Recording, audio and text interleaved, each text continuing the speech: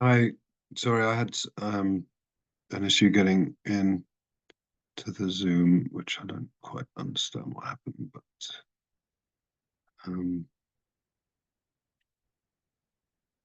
give me a second.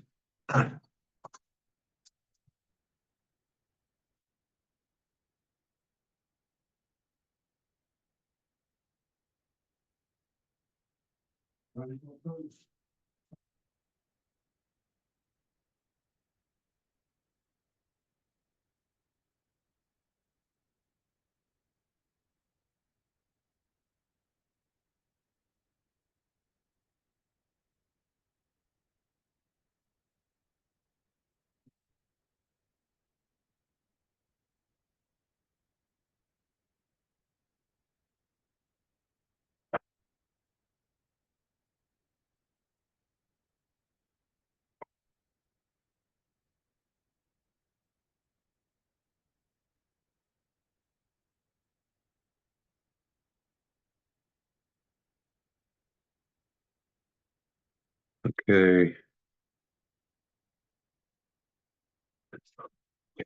how's everyone doing? Good. Yeah, sorry for the slight delay. I had a different understanding of how this was working on the Zoom. Anyway, I'm here and welcome to the first in the series of Pirkei Avot, which is a powerful text.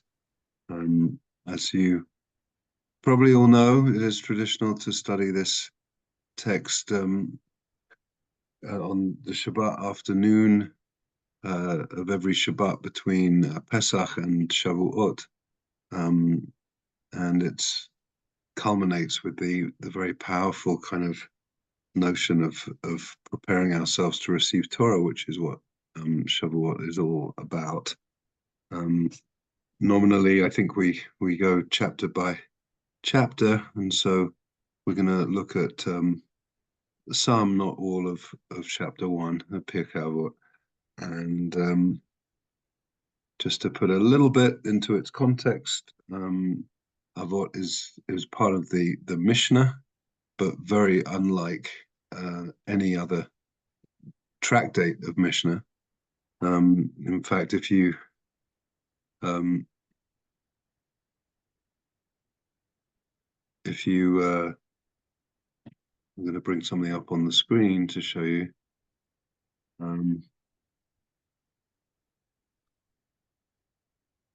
My where did he go? Okay.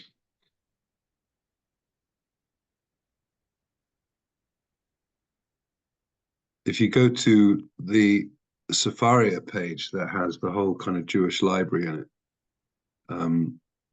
and you go to Mishnah here, we have these different orders of Mishnah. Seder Za'arim, which deals with agriculture, Seder Moed, which deals with the holidays, and all of these are individual tractates in the Mishnah. Then Seder Nashim, Nashim means women, but it says family law here. And then Seder Nezikin, which is damages, which are all of the tremendous, incredible Mishnahs about the laws of damages, much of which is used in modern case law. And then hanging out in this section of the Mishnah is Pirkei Avot. If you look at all of these other tractates in Nezikin, in damages, it's all about different relationships between neighbors, land ownership, sales, inheritance, and then you pick out what is just this whole different thing. So it's an unusual text, and it's a very powerful text. So I before we dive in, just let's just quickly today is the 8th day of the Omer, which is Chesed Shebegavurah, the first day of the second week of the Omer. Second week of the Omer is the week of Gevurah, which is all about boundaries and restraint and resistance. And Chesed of Gevurah is sort of the quality of loving kindness and compassion that we bring into that idea of of resistance. And I say that because I think some of what we're going to look at in chapter 1, I think is could be almost definitionally chesed of Gevurah. And I'd like to just leave that in the air as a kind of tempting little question. And then maybe when we get to the section I'm thinking of, maybe some of you will have the same resonance about it. But let's just dive in. Actually, I was going to do a little opening circle, but I want to respect everyone's time and just like study the text. So I think we could certainly say a bracha for studying Torah together. If you want to say it with me or say Amen to me, I'm going to say it. And I also think it's very appropriate to say Shehechianu, because this is something we now do every year, and we're doing it for the first time. So Baruch Atah Adonai Eloheinu melech haolam asher kitshanu b'mitzvotav v'tzivanu la'asok b'divrei Torah. Amen. Baruch Atah Adonai Eloheinu melech haolam shechianu v'kiyemanu v'higiyanu la'azman. Amen. So I think we'll just dive in. And we're going to look at definitely the first Mishnah, which is we come back to, I'm sure, every year, but it's just has so much in it. We could spend the whole of our time just talking about this. I'll bring it up on the screen. I'm sure people have their own editions. Pirkei Avot is unique that it's almost in its entirety. It's in almost every siddur, in almost every prayer book around the time of Shabbat Mincha, because it is the tradition to learn it at Shabbat Mincha. I have probably more commentaries and additions on Pirkei Avot than possibly any other book. And rather than sort of glean through the commentaries, I think we're going to be our own commentary. Just a combination of just hearing each other's voices and responses to this, as well as some of what we might know about what this is. So really, I think this first Mishnah is about the power of transmission and the power of tradition, both of which are really important. And I'll say a bit more about that when we get there. But I'll read and translate. Moshe kibel Torah miSinai. So that is our bold opening statement. Moses received Torah from Sinai.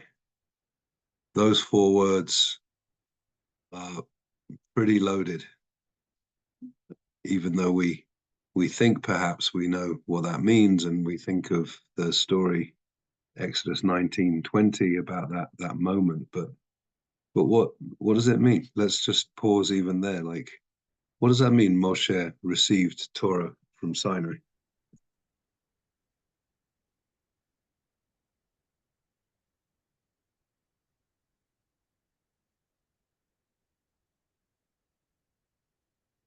Stephen, is that a thumbs up or a hand up? Yeah, well, it was actually a thumbs up. I mean, I've always struggled with that particular line as to what is Torah. Is Torah Sefer Torah? Is Torah the Talmud? Is it the Mishnah? Is it Gemara? Is it a Midrash? Is the whole disputation of the rabbis in there? Is it everything that we've ever learned from our Jewish time immemorial to us and then beyond? Perfect questions. And the answer is yes. It could be all of the above. And for some people, it's a little narrower than all of that. But Torah is an expansive word in our tradition. I mean, in a lot of Jewish circles, when people talk about learning Torah, they're not talking about learning the parshas of the actual 5 books of Moses. They're talking about learning in a very broad and expansive sense, right? Yeah. But so yes, what does it mean that Moshe Kibel Torah mi Sinai. Some of you probably heard me say this before, but an important teacher of mine, Rabbi Louis Jacobs, who is seen as a kind of spiritual founder of the Masorti movement in the UK. He was on track to be the chief rabbi of England, very much steeped in Orthodox tradition. And he wrote a book in the 1950s called Reason to Believe, in which he questioned the literal notion of Torah mi Sinai. And he was basically excommunicated from the mainstream Orthodox establishment. And it was a painful part of history. I mean, he was really treated appallingly because he sort of had a theology that dared to question the norms of understanding. But in his name, really, the Masorti, which is the sort of sister movement of the conservative movement in the UK, was really founded with a different understanding of the complexity of it. But I got to know him in the last years of his life, and he was one of my teachers.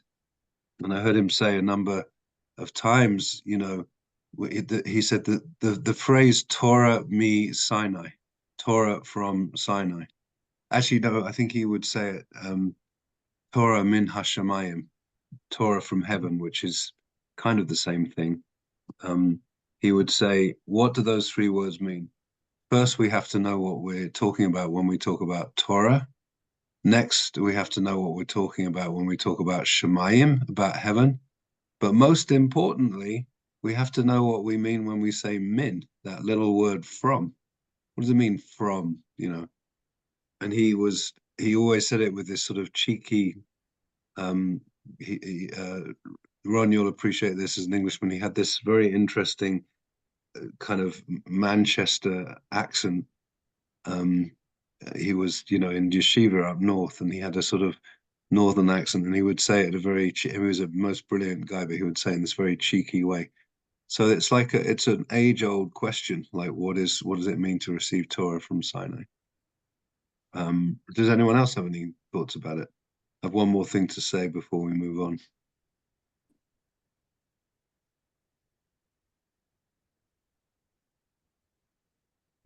Anything about Moshe or Kibel or Torah or Mi Sinai? Any one of those four words? They're all problematic. Problematic in the sense that they can mean multiple things, perhaps. Right, problematic, yeah, and that they give us so much meaning and so much room for meaning. Yeah. Because the other not as a problem, you know. Right. You know? Right. And so, you know, Stephen, to your earlier comment, I mean, the traditional understanding is that we have Torah shebichtav, which is the written Torah, and Torah sheba'al peh, which is the oral Torah. And the traditional understanding is that Moshe received both in that moment. He received the written Torah, which you could say is the five books. He received the written Torah, and he received all of the oral Torah, meaning he received generations and generations and generations of interpretation. So yes, the Mishnah and the Talmud and the Midrash and the halachic opinions of the rabbis. And in some ways, we go through the progression of transmission. We see that in some ways, the text is sort of giving whoever are seen as the established authorities of the time, giving them authority, because it's saying like everything that has come since came in a way from Moshe, right? Of course. I have a question, Rabbi Mark. So that first sentence addresses the phenomenon of transmission.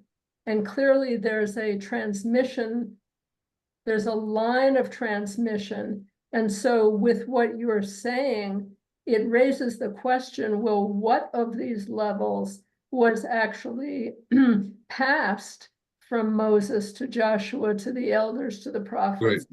So that's a question. Yeah. What do you think? No, it's a good question. So I'm going to suggest that we look at the next part of the text, and then we'll address that question. Yeah, I think just a corollary onto that question, it's that first word received. Received from what? It says me Sinai, but what does that mean? I think you've already raised No, that. exactly. What does receive mean? I mean, and of course, it's the same root as Kabbalah, right? Le Yeah. Kabel is the root of Kabbalah. So it's like Kibel is not just a passive reception. It's like there's something, Sure. pretty deep And with Kibel. and is Sinai the source? Right. Or did Sinai receive it from somewhere else? Yeah. And last night, I was at a pizza and beer gathering, post Pesach, and someone pointed out that Sinai and Sneh are very similar words. Sneh is the burning bush, and in a sense, it's like, whatever visions and prophetic ways in which Moshe had a direct interaction with God. Something, perhaps there's a relationship between Sinai and the burning bush. Mm. In what was it? Someone was saying there were some versions of the story where Sinai and the burning bush are sort of happen in the same moment somehow. But Ron, were you about to say something? Did you have a birthday this week? I think you did. Yes, Happy I did. birthday. Yes, I did. So thank you. I was just thinking there that in fact Sinai is in fact the heavens, right? Yeah. And so I'm just wondering why on this translation it's at Sinai, and you were pressing before it's from Sinai. And so is it from the heavens rather than the location, the physical location? So yeah, there's definitely those little prepositions. That's a difference between from and at. It definitely says me. That's a mem, right? Me Sinai. Not not at Sinai. Sinai is, yes, it's, I mean, I don't know if anyone else has been in the Sinai desert and climbed up what the local Egyptians and Arabs call Jabal Moseh, which is Moses Mountain, which is, perhaps believed to be Mount Sinai. I did that whole kind of, going in the middle of the night and climbing up there and getting up there as the sun was rising to a chorus of Korean and Japanese Christians singing hymns. At the top of Mount Sinai, it was quite the experience. But whether that was the actual place where this revelation happened, we don't know. But there's something about the mythical mountain and the heavens and the receiving that's powerful. So let's carry on, unless I can't see everybody at the same time, but unless anyone else has anything to say. No, I don't think so. So these are interesting words to look at together. So kibel and mesorah. So this root, mem samich resh, very interesting word, because from it we get a few interesting and crucial Hebrew words, right? So here it means clearly transmission, passing on, which it is in itself interesting. So here, the translation transmitted, I think, is good. But we also get Musa from this same root, right? Which is a type of instruction that we often think of in a very specific way these days. People who've studied Musa, very specific way of looking at tradition as a way of looking at the personal attributes and the way that we grow spiritually. And also the word masoret, which is, what's masoret mean? Anyone? Tradition. Tradition. The Masoret is the tradition. So the tradition is that which is received, and that's which is transmitted. You could say is the tradition. And so the I don't particularly care for the title conservative Judaism. And in Israel and in Europe, the movement, as I've already mentioned, in the name of Rabbi Louis Jacobs, is the Masorti movement, right? Tenu'a Masorti.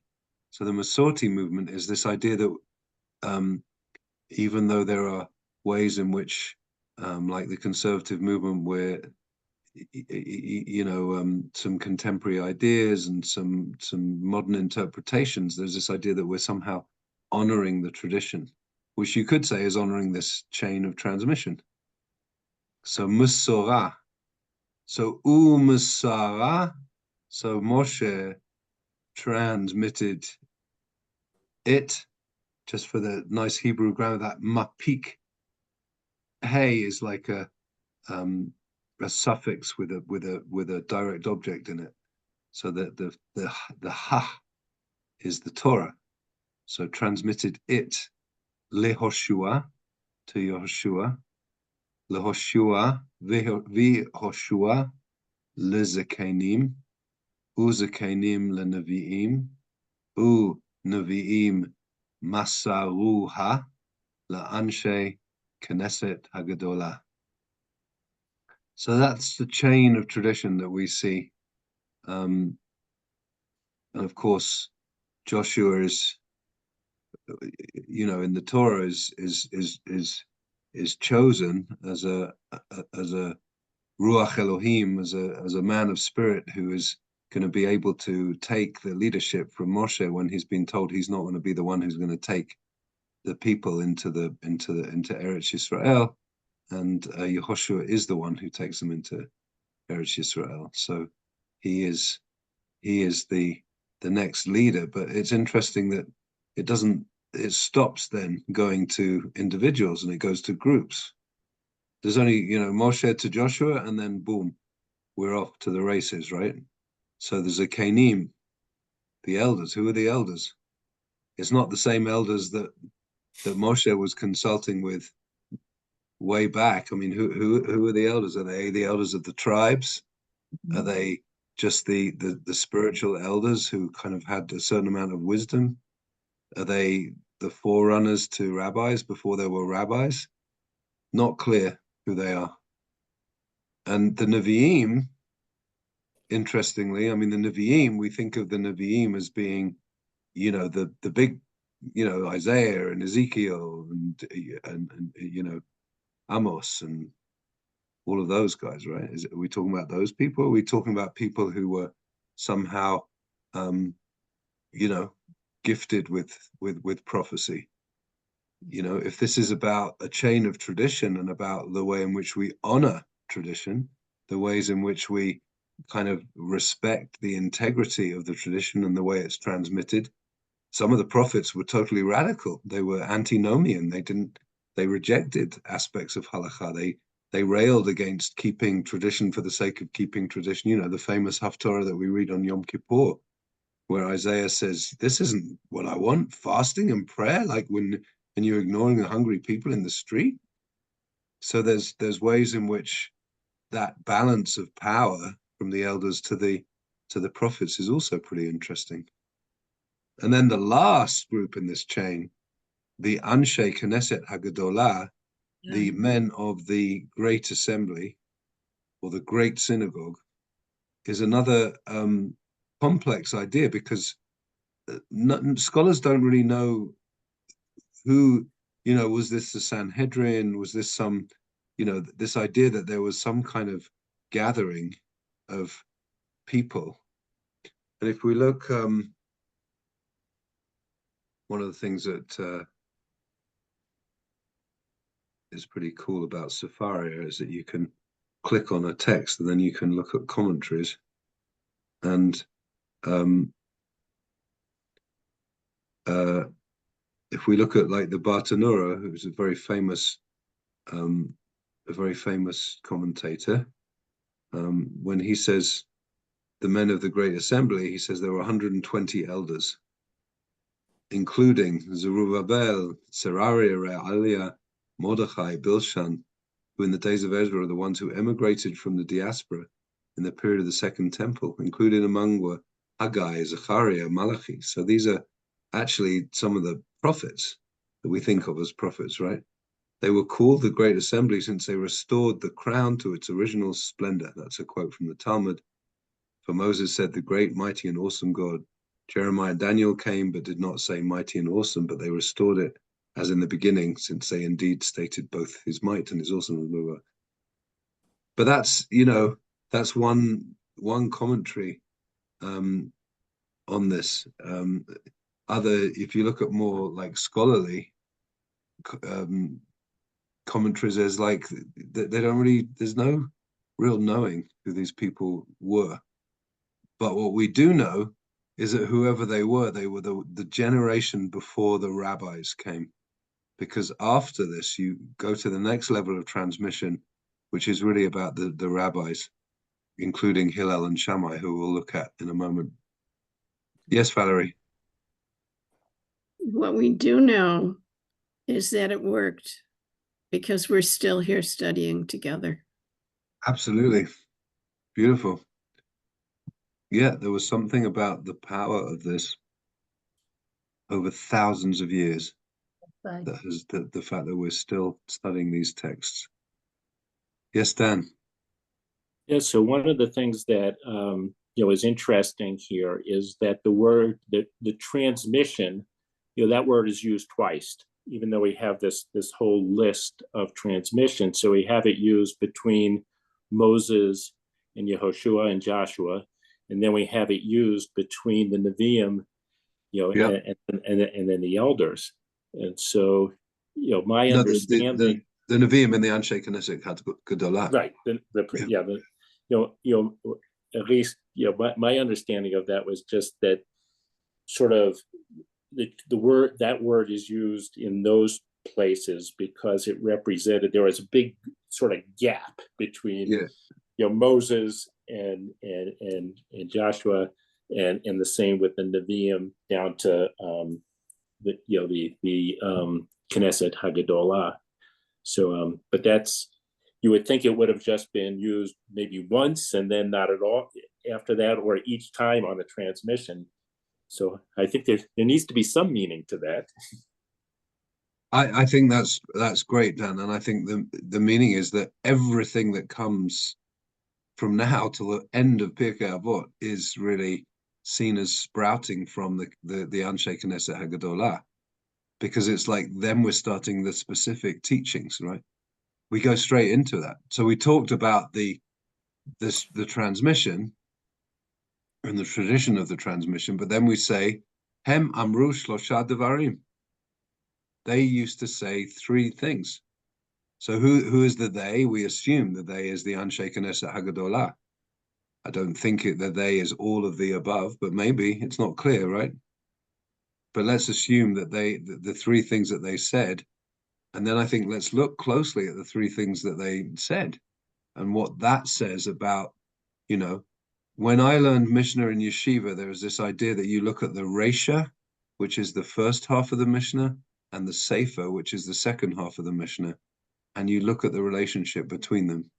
So I would love to just ask the question, we'll look at it, and then I'll ask the question, like, what is the relationship between the three things that whoever they are, said, and the chain of transmission that we looked at, right? So what are the three things? Heve mitunin badin, v'hamidu talmidim harabe, v'asu syag laTorah. Three fascinating and quite different things. Mitunin is translated here as patient. I'm not sure that's the best translation.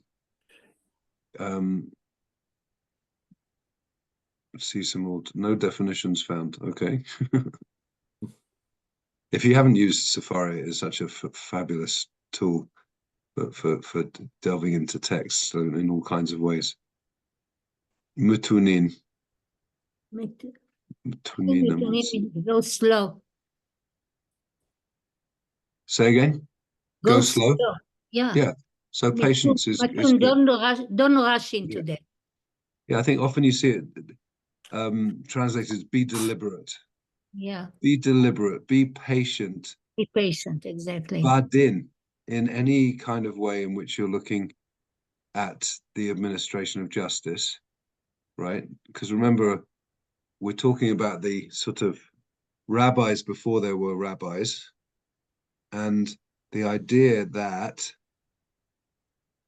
much of what the rabbi would do would make a legal decision, because so much of Torah is halachic, is legal in its nature, and the idea of carefully weighing up and patiently weighing up a case before actually declaring a judgment, that seems to be the first thing. I see your hand, Stephen. I just want to. No, okay, yeah. You're a lawyer. The word din, I've heard that also is translated as law. Yep. So it is law. So is it, I hate to say, is it law or justice, or is it both? I think it's both. Both, yeah. Tomorrow I'm going to Denver and I'm going to be on a Beit Din for some people converting to Judaism, right? So it's like a Beit Din is literally a house of judgment, but it's not, we're not judging. We're there to be essentially a rabbinic court of three who are going to cross-examine our witness, in this case, a student of conversion, and decide together whether they are appropriate to become part of the Jewish people, right? But it's din can be a very broad, but yes, I think justice and law are both perfectly good translations of din.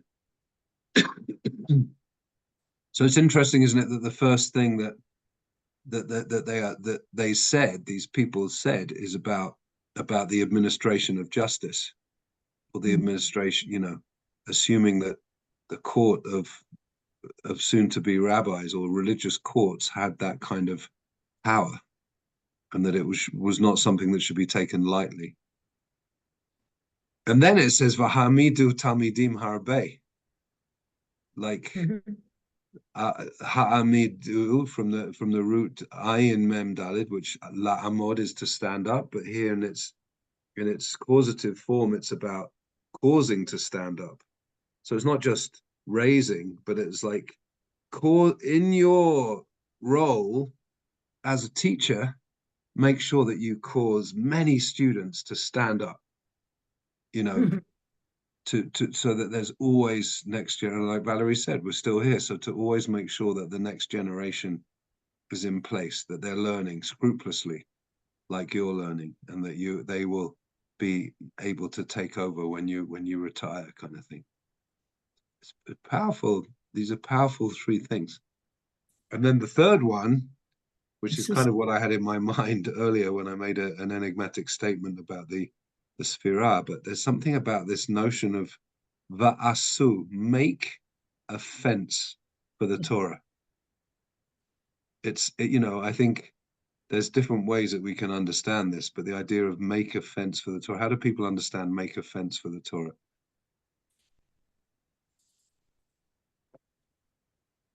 A protection. Oh, there's Esther, and then Ron, and then I think Stephen. Yeah, don't overuse it. Don't overuse the Torah.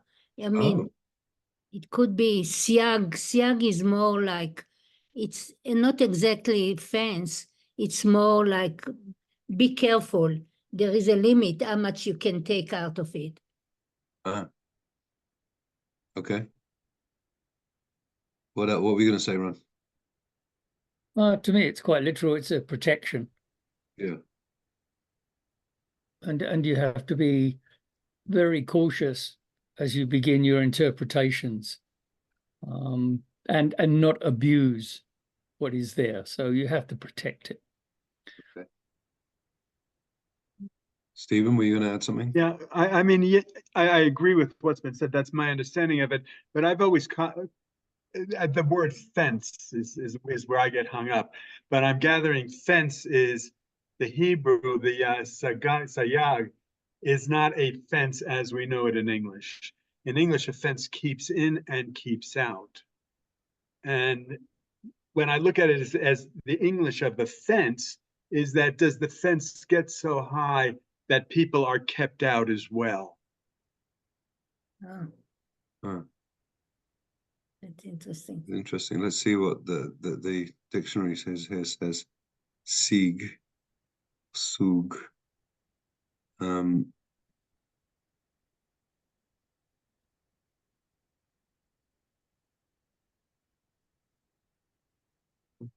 Oh, Siag is here, so sig is underneath, yeah. Sugiya. sproutings, luxurious growth.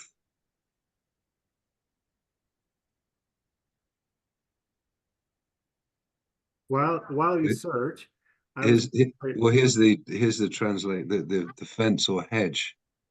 So Edge. plants for the sake of forming a hedge. Set it. Yeah. All right. Well, that's not that helpful, but go ahead.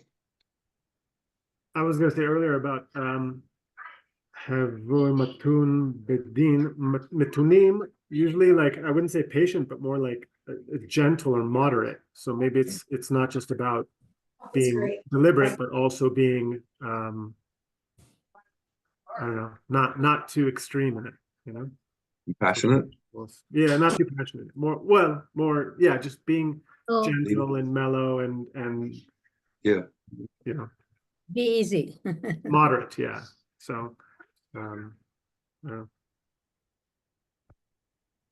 Yeah. Okay, Dan and then Valerie.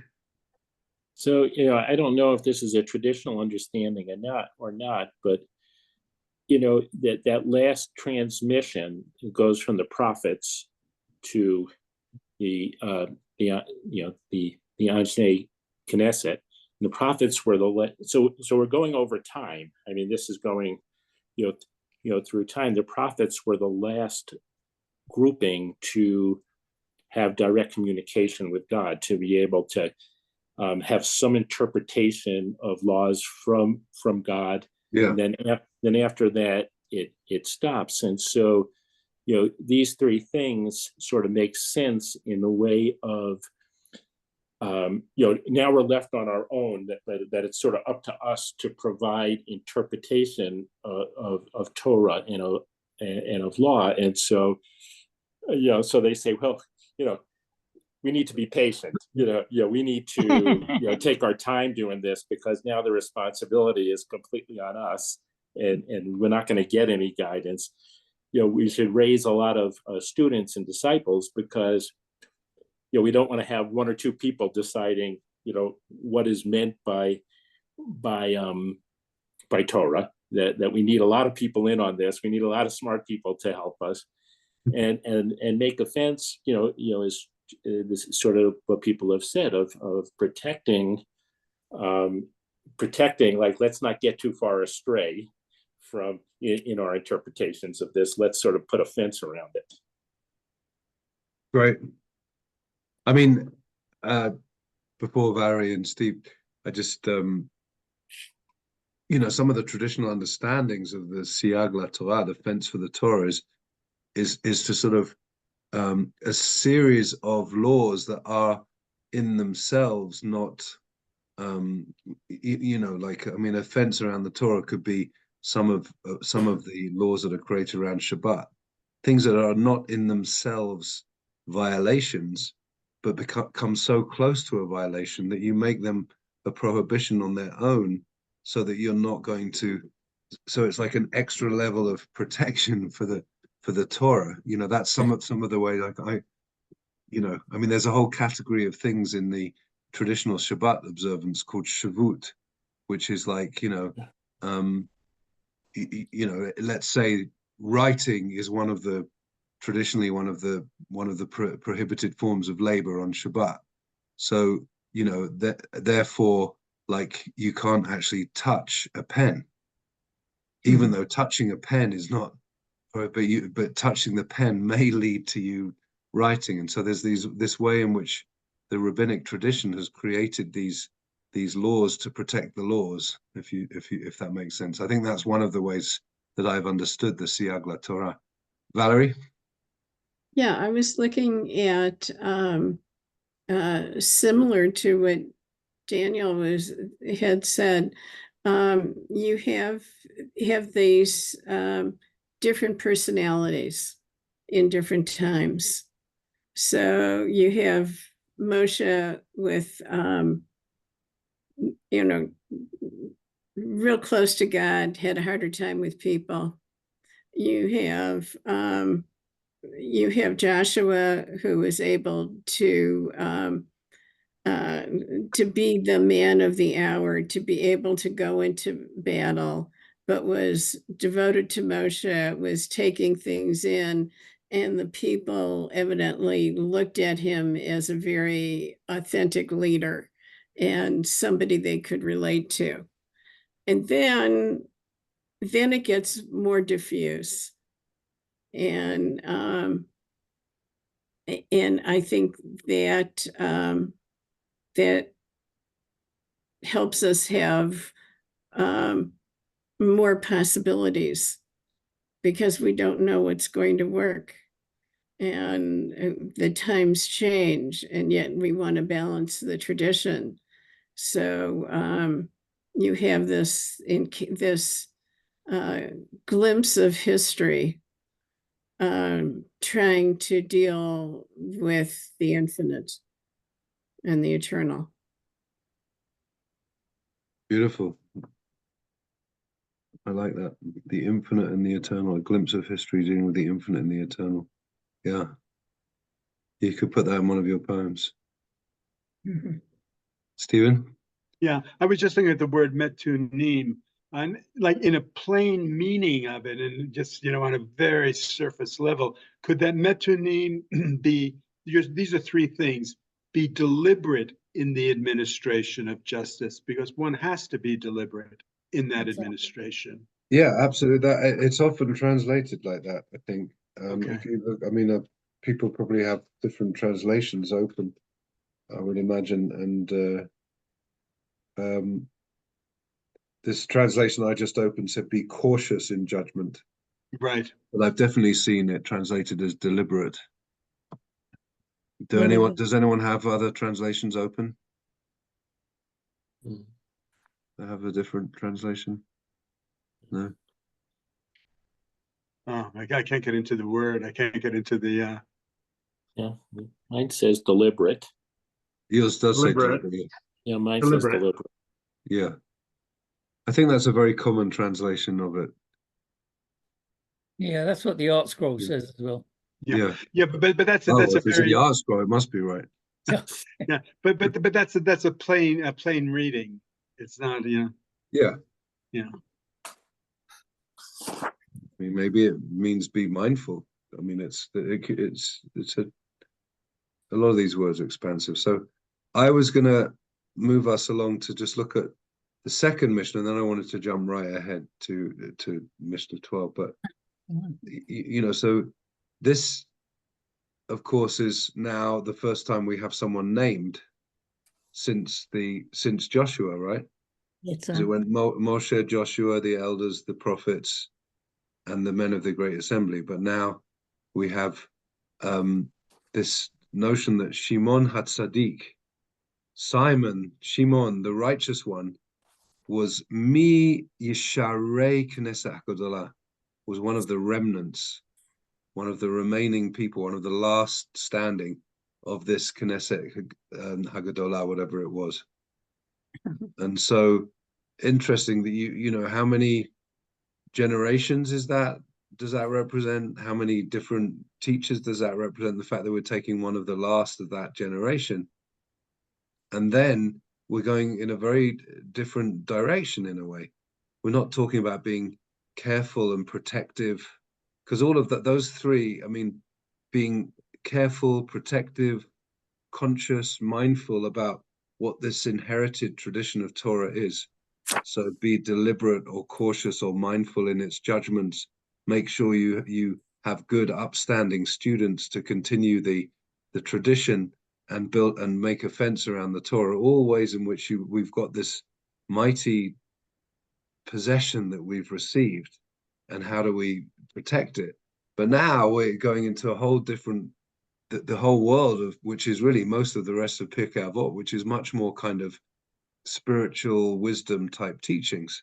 So Hu Hayameh, he used to say, Al Shlosha Devrim Ha'olam Amed. The world stands on three things: Al HaTorah, Ve'al HaAvodah, Ve'al Gemilut Chasadim. And this whole idea of a three, like a three-legged stool, or something that really has balance and harmony. Three, of course, is in Kabbalah, the whole trinity, if you like, of Chesed, Gevurah, and Tiferet. And here we are in Chesed of Gevurah, Chesed, Gevurah, and Tiferet, which I have my favorite understanding of those concepts is thesis, antithesis, and synthesis, right? The idea that you have two opposing poles and then a pole that balances them both. But there's something about the number of three that is really important, and the idea that the world is standing on these three things, as if to say, it's a very grandiose statement. The world is being upheld by these three things: Torah, Avodah, Gemilut Chasadim, right?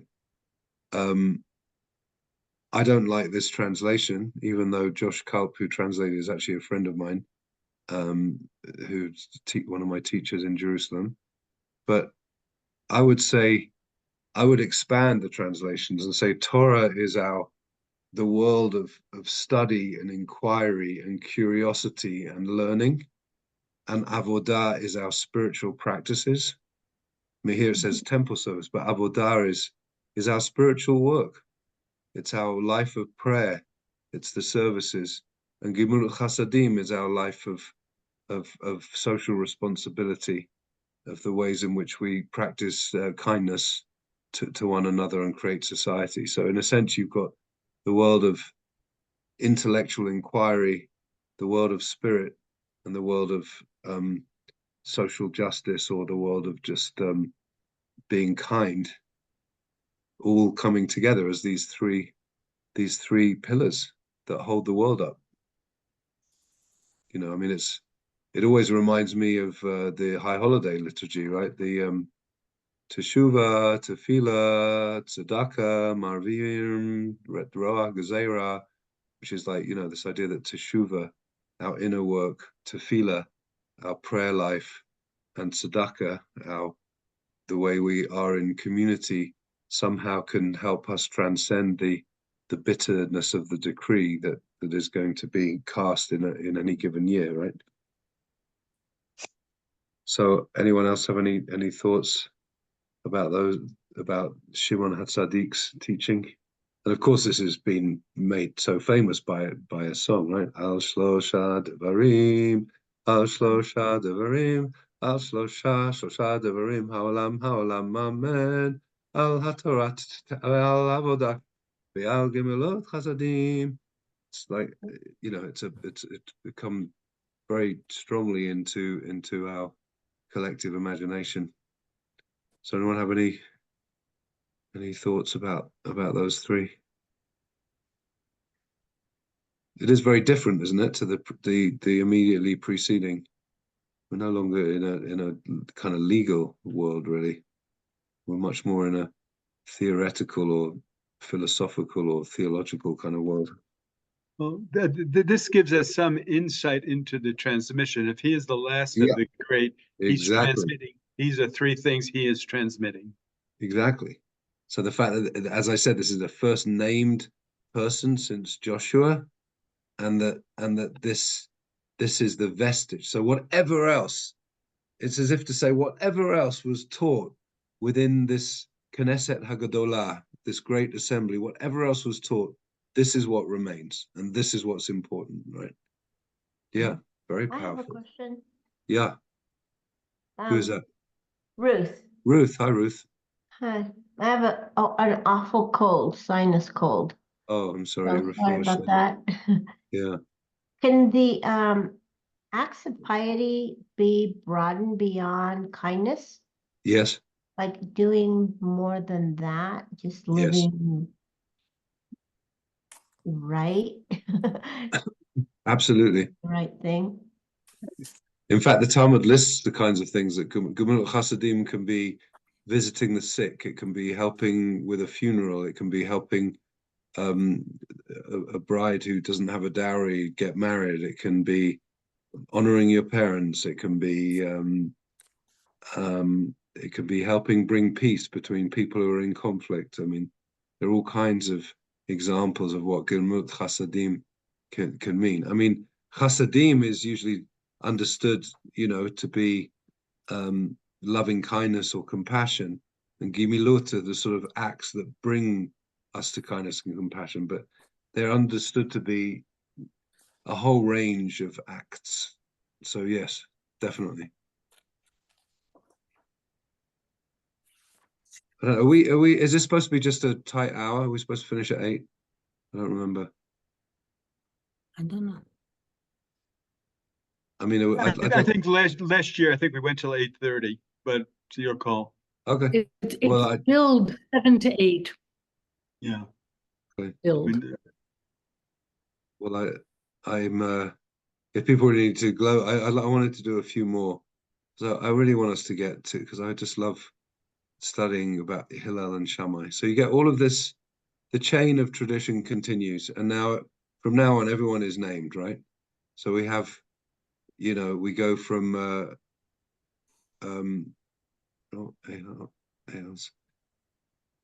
so from now on, everyone is named, right? So we go from Shimon HaTzadik to Antiochus Ish Socho to Yossi ben Yoezer, and then we go to Yossi ben Yochanan Ish Yerushalayim. I mean, it's interesting. It sort of says where these people are from as well. And then we go to Yehoshua ben Prachia. Actually, this is an interesting one to look at. Let's look at this one, because who was Mark is not on the, someone I was in a conversation with earlier today said he was going to be here, and he talked about this Mishnah. But so Yehoshua ben Prachia v'nitai ha'arbeli kiblu mehem.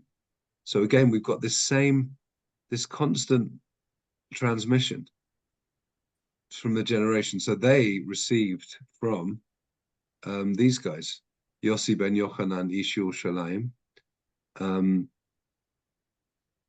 and who says that if you talk too much to women, it's going to bring no good, which I don't want to dwell on that one. But Yehoshua ben Prachia v'nitonai ha'arbeli kiblu mehem. So, the transmissions again, Yehoshua ben Prachia Omer, aseh lecha rav, u'kanei lecha chaver, v'hevei dan et kol ha'adam l'chaf zchut. This is a very famous and powerful teaching, but this, again, it's always interesting in Hebrew to look at the different. So aseh, from the verb la'asot, to do or to make, and kanei from liknot, which is to buy or to acquire. So aseh lecha, make for yourself a rav, a teacher, and acquire for yourself a chaver, a friend, a companion. If this is teachers talking to students, it could mean a study partner, chavruta. But how do you understand the difference between these aseh and kanei? Make a teacher, but acquire a friend. It's so fascinating, isn't it? Yeah.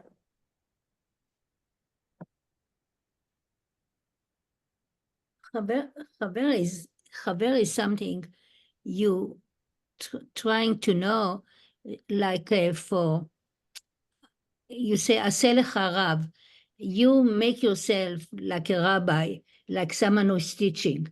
You take advantage of the connection between one another.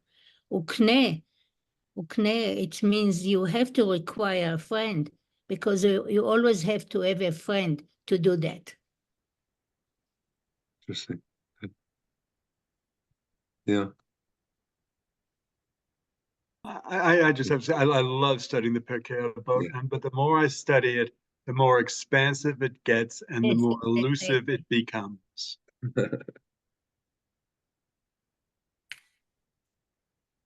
Is that it? Is that your comment? That's it.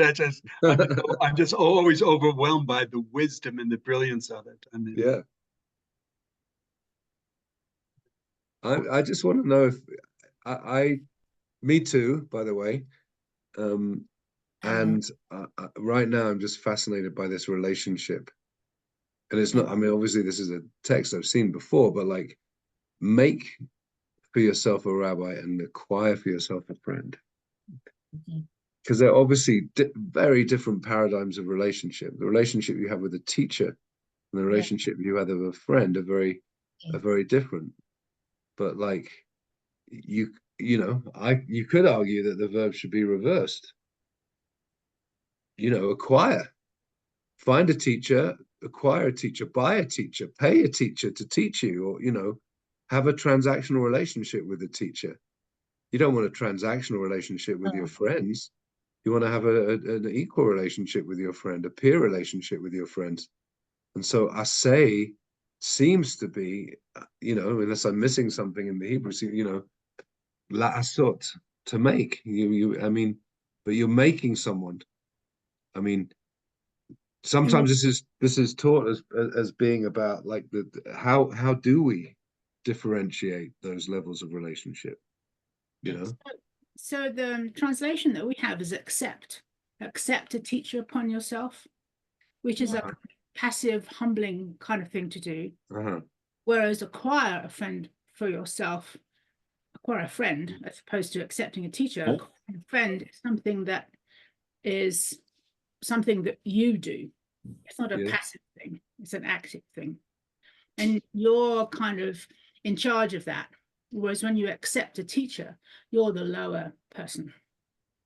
I'm sorry, but I don't think that's a good translation. Okay.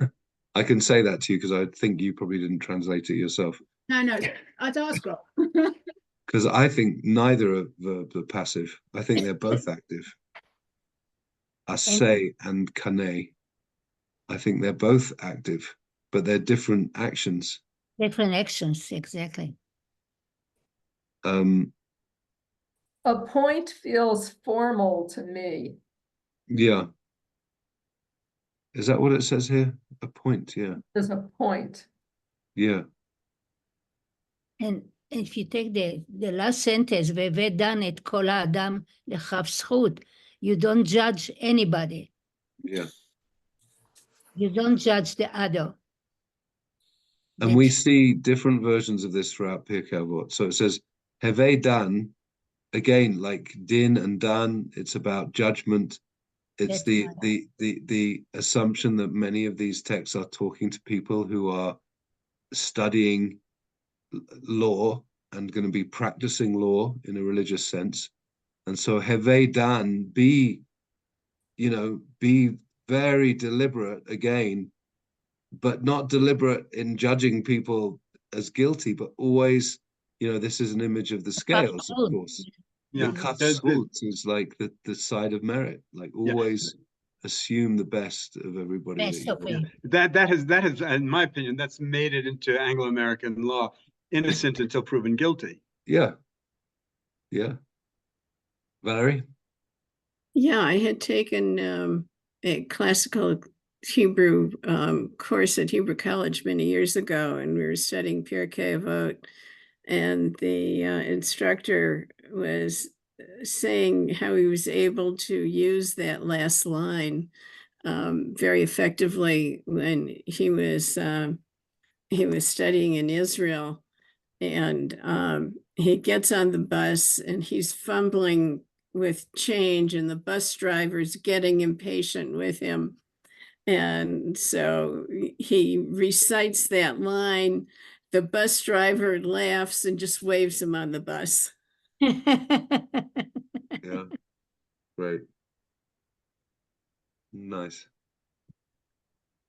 Dan?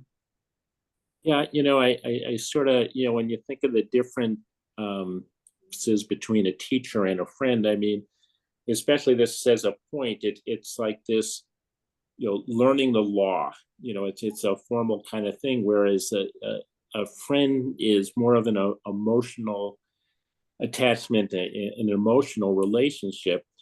And then the second part of judge all men with the scale weighted in his favors, to me, it seems to be saying that if you're sitting in judgment, you need both. You need to have that formal understanding of the law, but that you also should look at it in some emotional kind of way as well, and not just cut and dried law. Nice, yeah.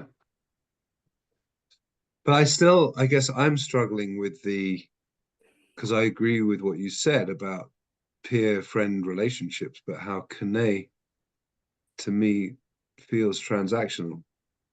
I know. You know, it literally means to buy.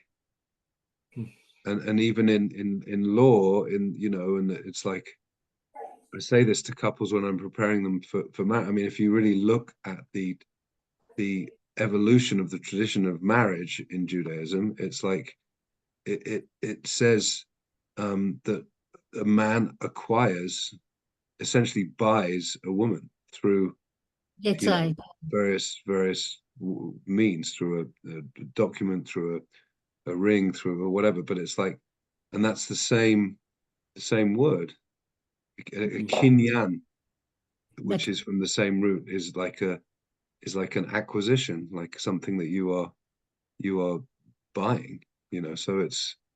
But it reminds me in another word, kin'a, jealousy. Yeah. Too. Interesting. Yeah. Yeah.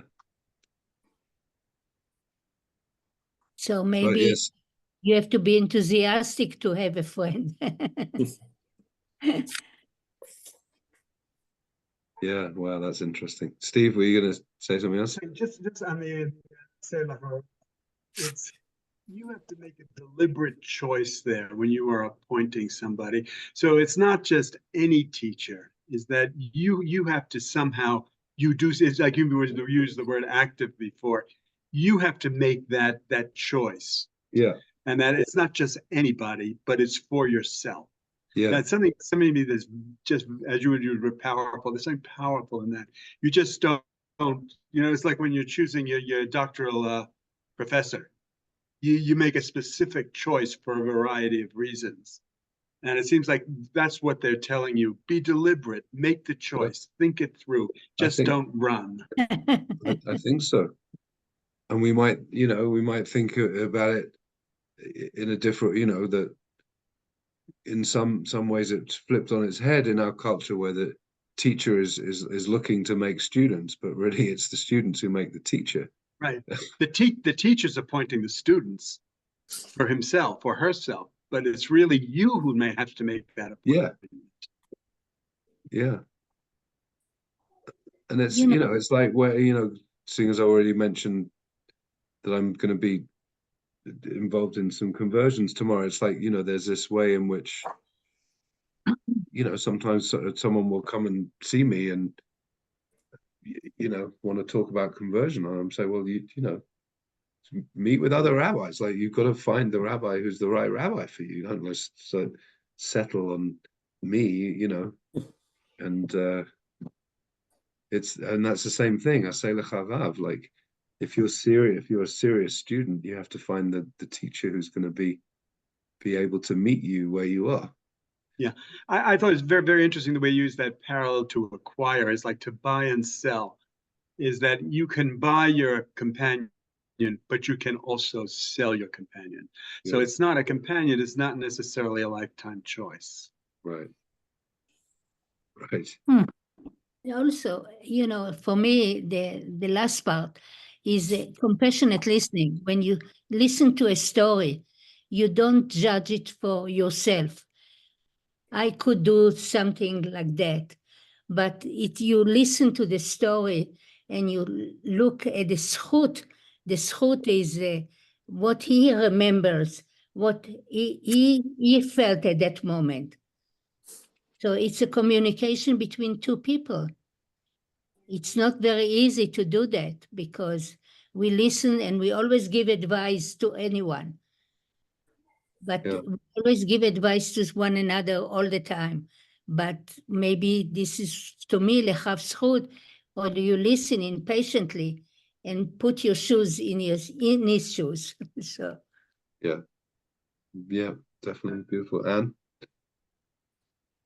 I'm wondering whether this statement or this relationship of choosing a teacher, appointing, establishing a formal relationship with a teacher, I'm wondering if what is implied here, or if it is implied in Jewish tradition, because I'm coming from Buddhist tradition, that in beginning a relationship with a teacher, if it's implied that there's a willingness or an agreement to work with this person over time on one's what we could call spiritual development.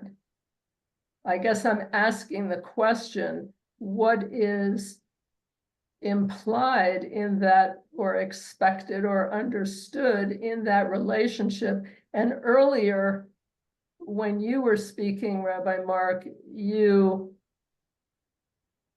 repeated that phrase that relates to appoint for thyself a teacher. You actually said, appoint for thyself a rabbi. So I was curious about that.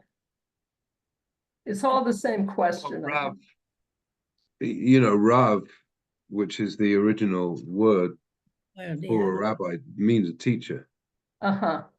Rabbi in contemporary sense has become a lot more, but back then I think a rab was your teacher. But I think to the first part of your question, I think that absolutely could include that. I mean, I think that I mentioned before Musar. I mean, in throughout history there have been certain orientations of different types of teaching that is definitely about the spiritual development of the students.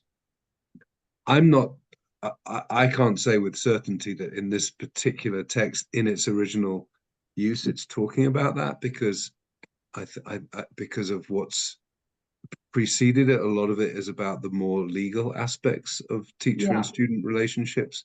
Yeah. But it's also, this is Pirkei Avot. There's all kinds of spiritual teachings. I mean, we look at some of these later. In fact, you know what? No, I retract that statement. I think yes. I think the answer to your question is yes, because later on we see this extraordinary teaching where Rabbi Yochanan sends out his 5 closest students to go into the world and find out what is the best quality that can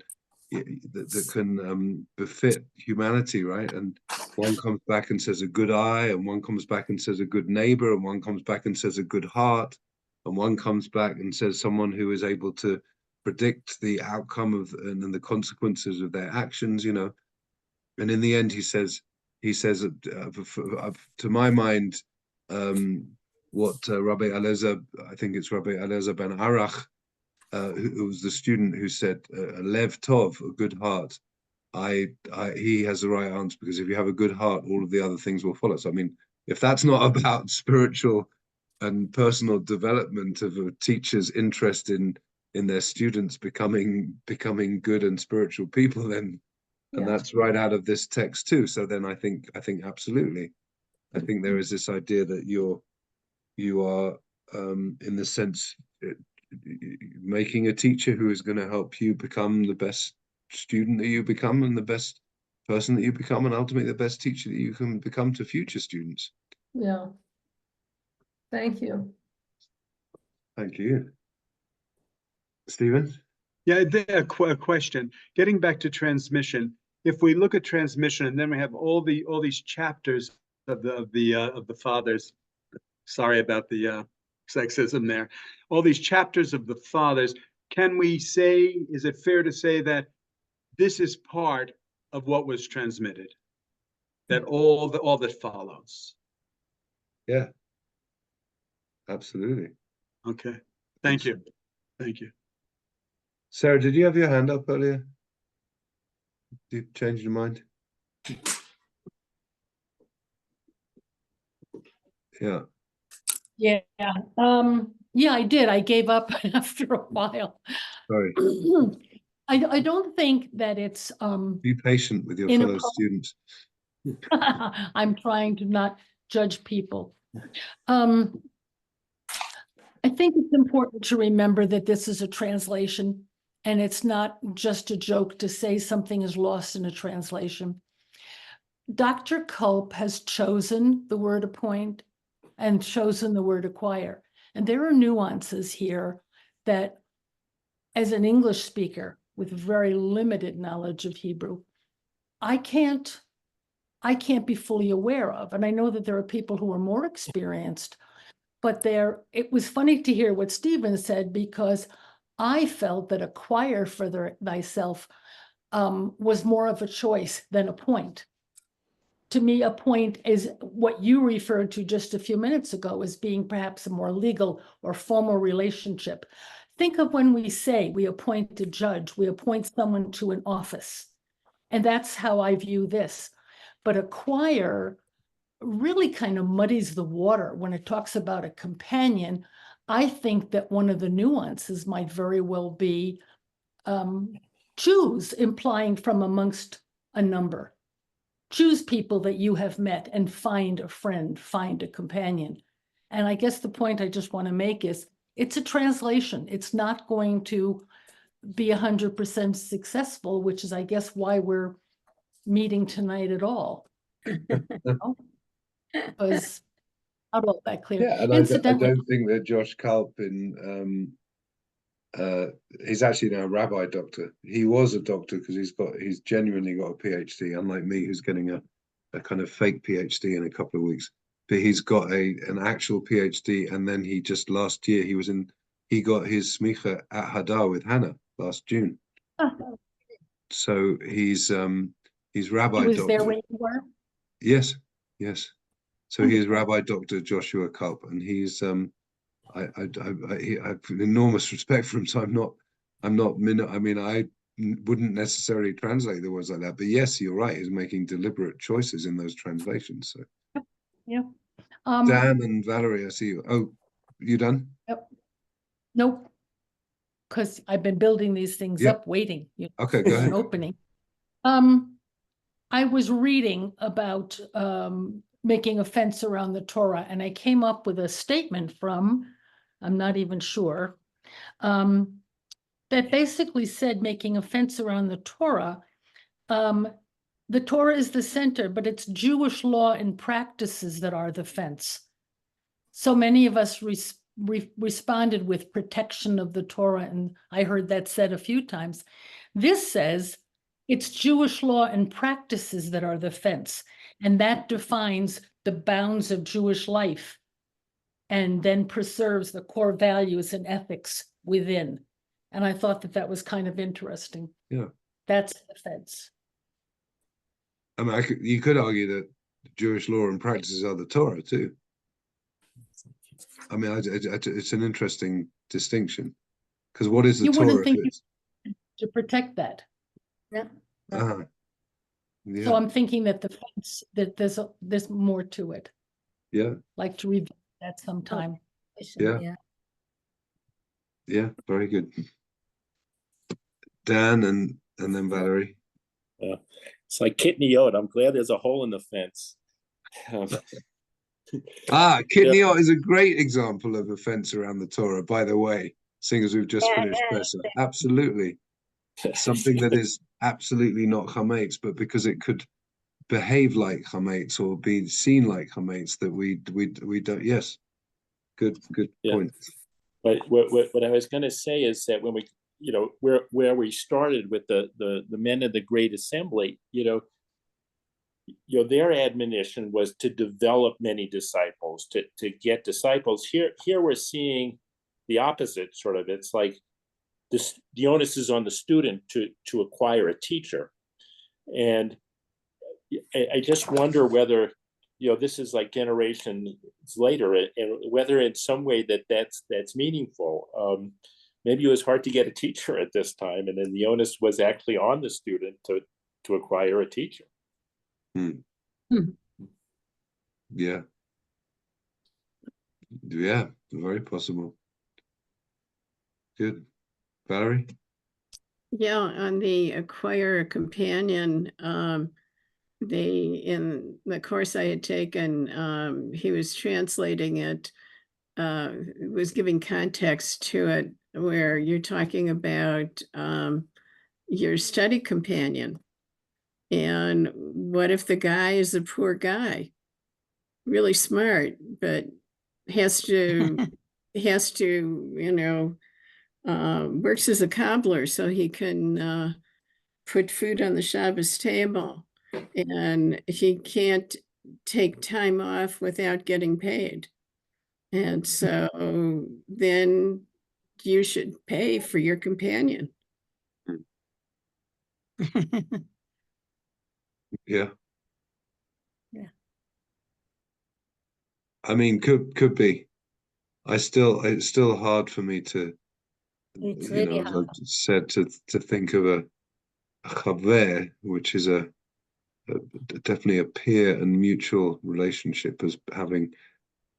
I mean, it could work if it was sort of, interchangeable. Like there are times where you're acquiring your friend, and there are times where your friend's acquiring you, in the sense that maybe you're holding each other up when you're struggling. But like, yeah, to me, the word kane is transactional, and I don't know how to make sense of a peer relationship as being transactional.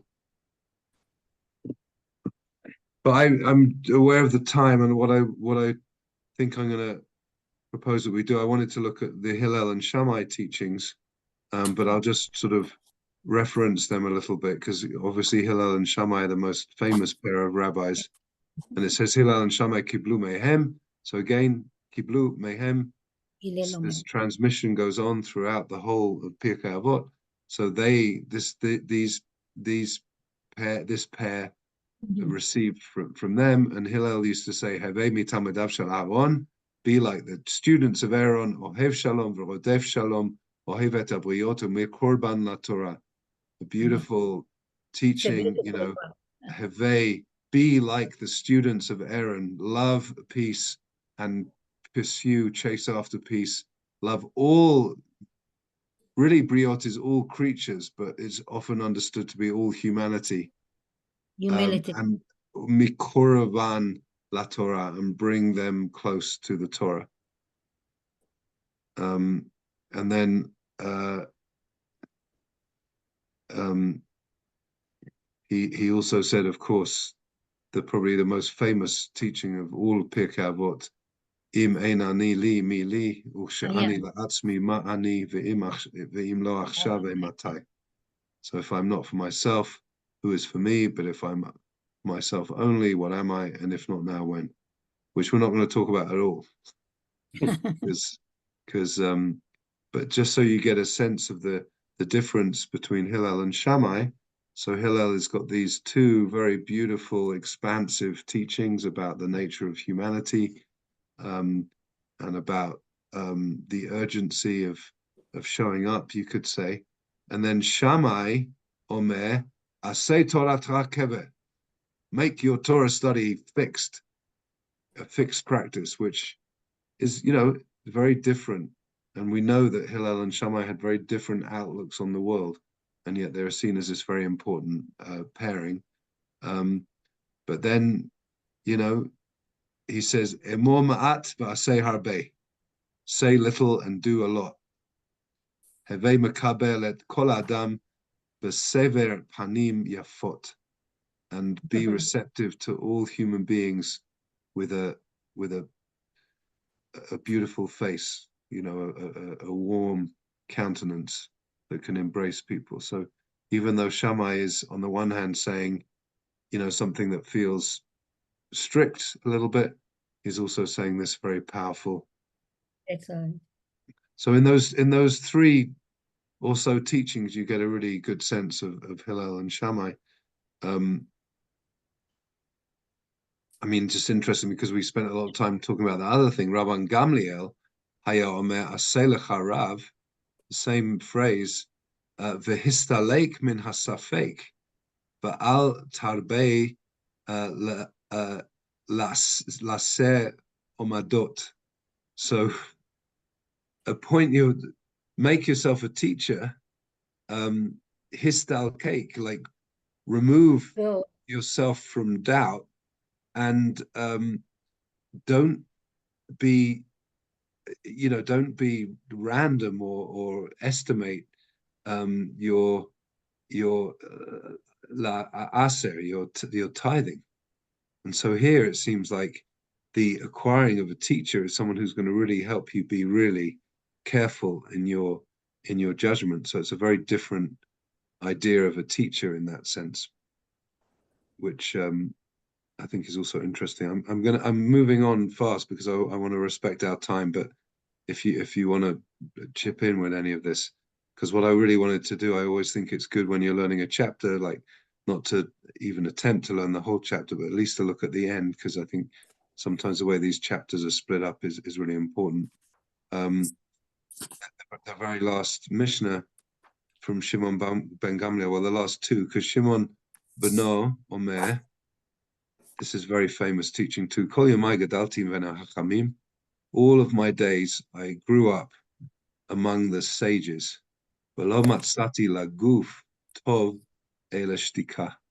And I found nothing better for the body than silence. V'lo hamidrash hu ha'ikar.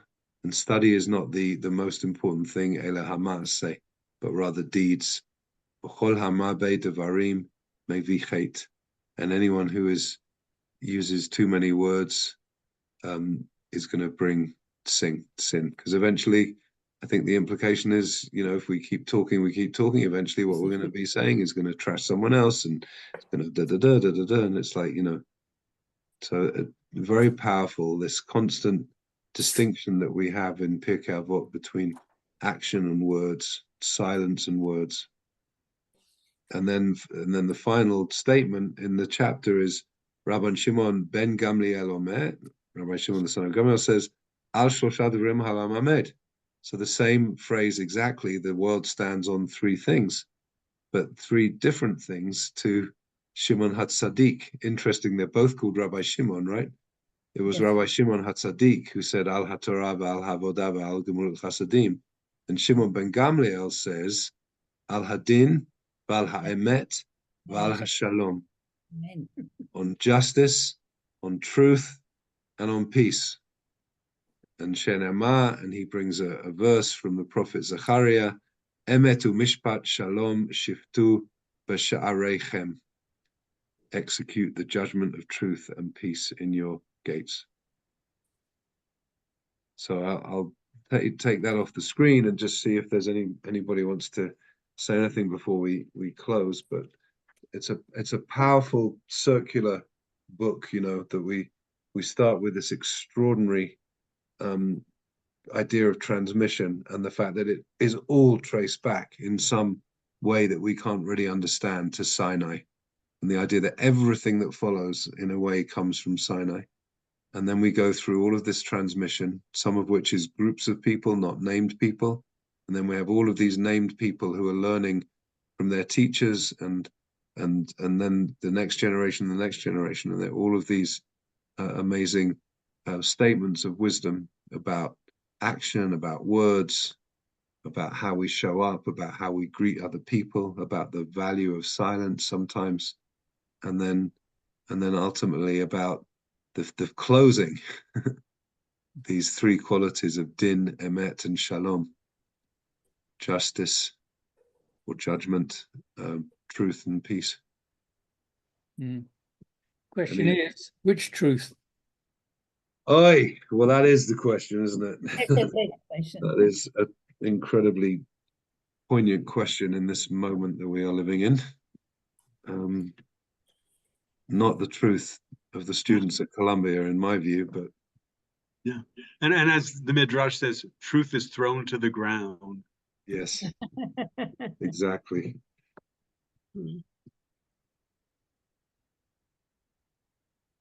Well, this Yeah. was powerful. I really want to thank you and thank everyone. This was really, really great. For me too, really enjoyed it. Yeah. Great studying with you. On the website I saw it says that I'm teaching next week too, which is not truth. No, it's I think Chana is teaching next week. Is she? Yeah. It says on a calendar. Oh, it does say on the calendar. Okay, good. It does say Yeah. Charna, yes. Okay, great. And I think I'm teaching again. Definitely the last chapter, but I may be teaching in between. I don't remember what I committed to at this point, but There was one that said to be determined. that might be me. Yeah, that's what I'm thinking. Yeah. I really liked what you said, Rabbi Mark, about the application to you when someone comes to you and you're instructing the student to figure out what their needs are. You know, I think that resonated with me tonight. Like, you know, I may not be your rabbi, I may be, you need to figure that out. Right. That was cool. And of course, there's this sort of, you know, sensitive part of me that hopes that I'll be the rabbi for everybody, but like I have to know that it's not. There's lots of incredible rabbis in Boulder and in the world, and it's like, you know, people need to find the rabbi and the community that works for them. Is that We implied appointed in you. the, You're our rabbi, though. You're my rabbi. I picked you. Yeah. is that implied in the formal conversion process? Is that one is choosing that rabbi who's doing it with them? Well, it's interesting because because seeing as we talked about Hillel and Shammai, there's a whole section of the Talmud that talks about someone comes to Shammai and says, you know, hey, Rabbi Shammai, convert me while standing on one leg. And Shammai takes a piece of lead pipe and hits the student over the head. And he goes away, and then he goes to Rabbi Hillel and he says, you know, hey, Rabbi Hillel, convert me while standing on one leg. And then I'm sure most of you are familiar with this story. Rabbi Hillel then stands on one leg and says, what is hateful to you, don't do to other people. That is the whole of the Torah.